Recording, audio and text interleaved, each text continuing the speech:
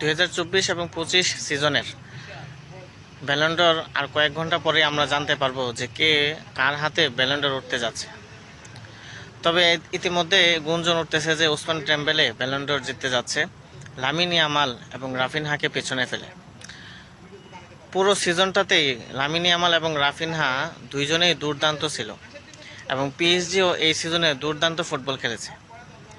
Barcelona সেমিফাইনালে inter মিলানের সাথে যদি বাদ না পড়তো, যদি বার্সেলোনা ফাইনালে যেত, তাহলে হয়তোবা ব্যালন ড'রের রেজাল্টটা অন্যরকম হলেও হতে পারতো।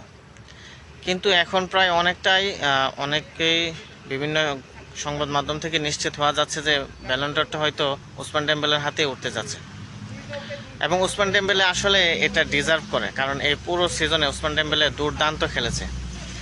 একটা সময় ছিল যে ওসমান ডেম্বেলেকে ট্রল করা হয়তো, ডেম্বুলেন্স বলা হয়তো ওসমান ডেম্বেলেকে, যখন সে বার্সেলোনাতে ছিল এবং সে বার্সেলোনাতে আসলে তেমন পারফরমেন্স করতে পারেনি ইনজুরির কারণে। তাকে অনেক ধরনের ট্রলেরও শিকার হইতে হয়েছে।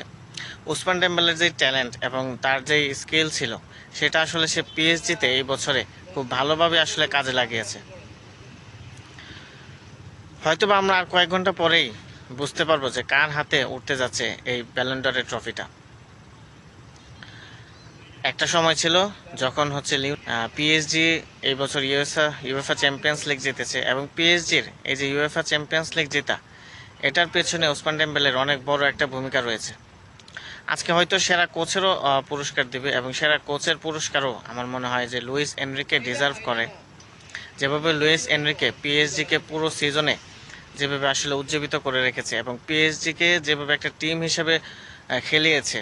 এর আগেও আমরা দেখেছি পিএসজিতে মেসি ছিল, নেইমার ছিল, এমবাপ্পে, এই ট্রিও আমরা দেখেছি, কিন্তু আসলে পিএসজিকে একটা টিম হিসেবে আমরা কখনোই দেখতে পাইনি।